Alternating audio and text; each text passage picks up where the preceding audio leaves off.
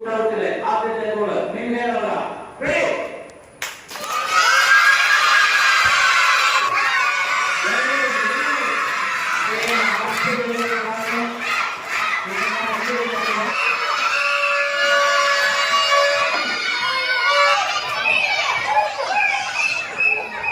എത്തിക്കുന്നതിന്റെ ഒരു ശ്രമഫലമായിട്ടും ഒപ്പം തന്നെ നമ്മുടെ സമൂഹത്തിൽ ഇന്ന് നമ്മളെ ഏറ്റവും അധികം ശല്യപ്പെടുത്തിക്കൊണ്ടിരിക്കുന്ന, നമ്മളെ ഏറ്റവും അധികം ദുരൂഹപ്പെട്ടുകൊണ്ടിരിക്കുന്ന ലഹരി പദാർത്ഥങ്ങൾക്കെതിരെ ഉള്ള ഒരു സന്ദേശവും കൂടിയാണ് നമ്മളിപ്പോൾ ഇവിടെ നൽകുന്നത്.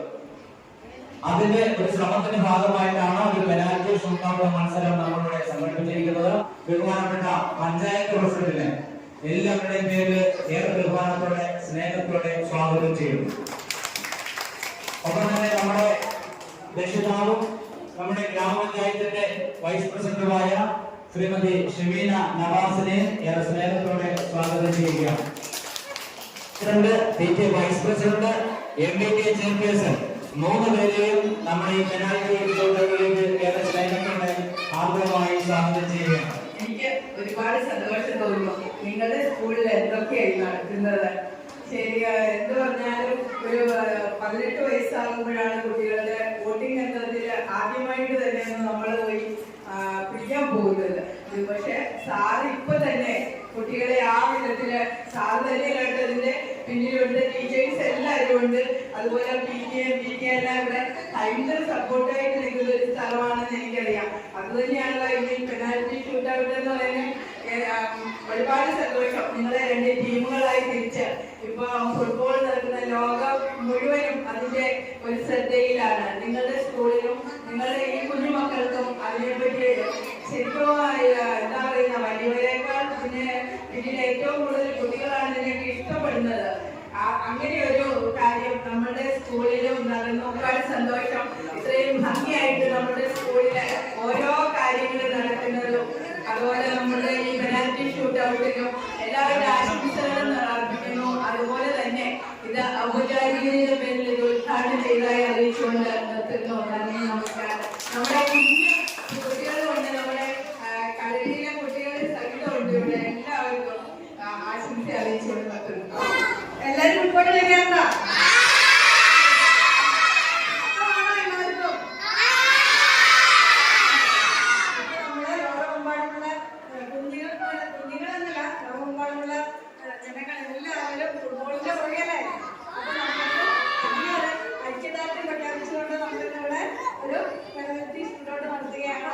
പിന്നെ ഇതിന്റെ മുഖ്യ ലക്ഷ്യം എന്ന് പറഞ്ഞാൽ എന്താണെന്നറിയോ? നമ്മളെ ഒരു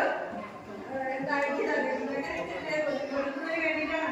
പിന്നെ നമ്മുടെ കുഞ്ഞായിരിക്കുമ്പോ തന്നെ എന്തെങ്കിലും ഒരു കളിയില് നമ്മള് കുടിയിരിക്കുന്നത് നല്ലതാണ്. നമുക്ക് ഈ ലഹരിക്കെതിരെ പോകാനുള്ള ഇടതുവശത്ത് നിൽക്കുന്നു അല്ലെ നമ്മുടെ PTA പ്രസിഡന്റ് നമ്മുടെ നാടിന്റെ അഭിമാനമാണ്. കാരണം എന്താ കാരണം? ക്രിക്കറ്റ് കളിക്കാരനാണ് അല്ലെ.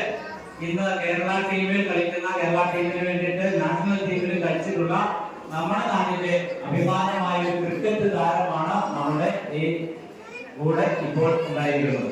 ബഹുമാനപ്പെട്ട PTA പ്രസിഡന്റ് ശ്രീ അൻസാർ അസീസിനെ നമ്മുടെ കളിയുടെ മറ്റ് കാര്യങ്ങൾ, കളിയുടെ നിയമവശങ്ങൾ നിങ്ങൾക്ക് പറഞ്ഞു തരുന്നതിനായിട്ട് ഏറെ സ്നേഹത്തോടെ ക്ഷണിക്കുന്നു.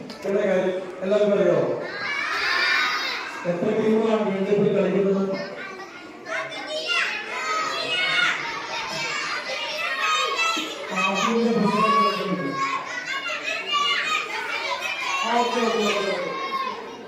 അപ്പം 1930 വേൾഡ് കപ്പ് തുടങ്ങുന്നതോ ഉറുഗ്വേയിലാണ് മത്സരം ആരംഭിച്ചത് ആദ്യമായിട്ട്. കഴിഞ്ഞ വർഷം വേൾഡ് കപ്പ് ആരംഭിച്ചത്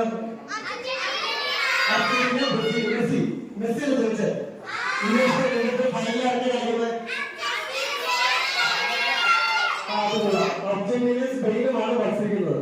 തുടർന്ന് ഞായറാഴ്ച വൈകിട്ടാണ് മത്സരം നടക്കുന്നത്. എത്ര പേരാണ് ഒരു ഫുട്ബോൾ ടീമിൽ കളിക്കുന്നത്? 11 പേരാണ് ഒരു സമയത്ത് ഫുട്ബോൾ കളിക്കുന്നത്. ഇപ്പൊ നമുക്ക് വേൾഡ് കപ്പ് നടക്കുമ്പോൾ ആ ആവേശം ഇങ്ങനെ കാണാൻ ഉദ്ദേശിക്കുന്നതാണ്. ഇപ്പൊ നമുക്കിവിടെ ഫുട്ബോൾ കളിക്കാനുള്ള ഒരു ഗ്രൗണ്ട് നമുക്കില്ല. അപ്പൊ നമുക്ക് ഒരു പെനാൽറ്റി ഷൂട്ടൊക്കെയാണ് നിർദ്ദേശിക്കുന്നത്.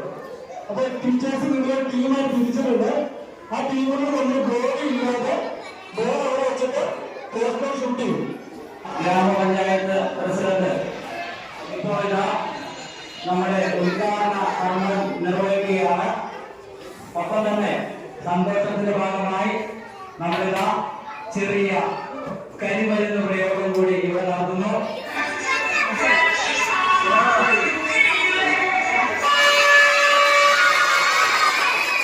പഞ്ചായത്ത് വൈസ് പ്രസിഡന്റാണ് നടത്തുന്നത്. ലക്ഷ്യത്തിലേക്ക് ഉറപ്പപ്പെട്ട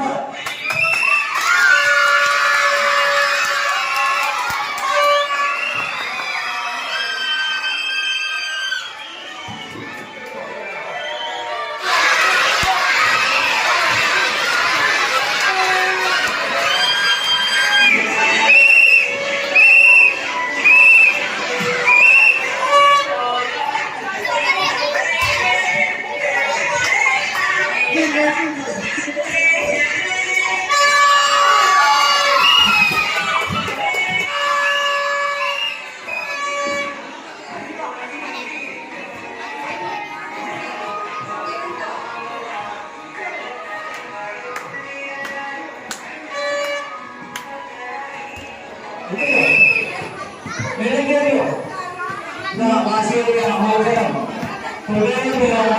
4ാം ക്ലാസ് വിടുപെടുന്നവരാണ് ഇപ്പോൾ 4ാം ക്ലാസ്സിലെ വിട്ടുപിടിച്ചവന്മാർക്ക് വിടുപെടുകയും വാശിയേറിയ അവസാന മത്സരത്തിൽ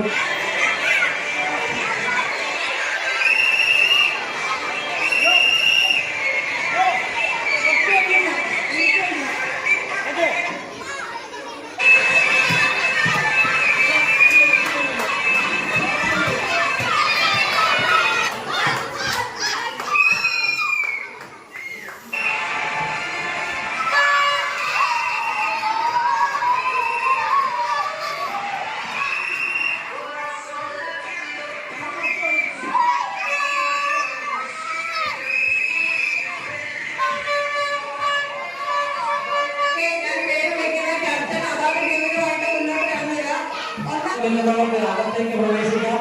വാശിയേറിയ മത്സരം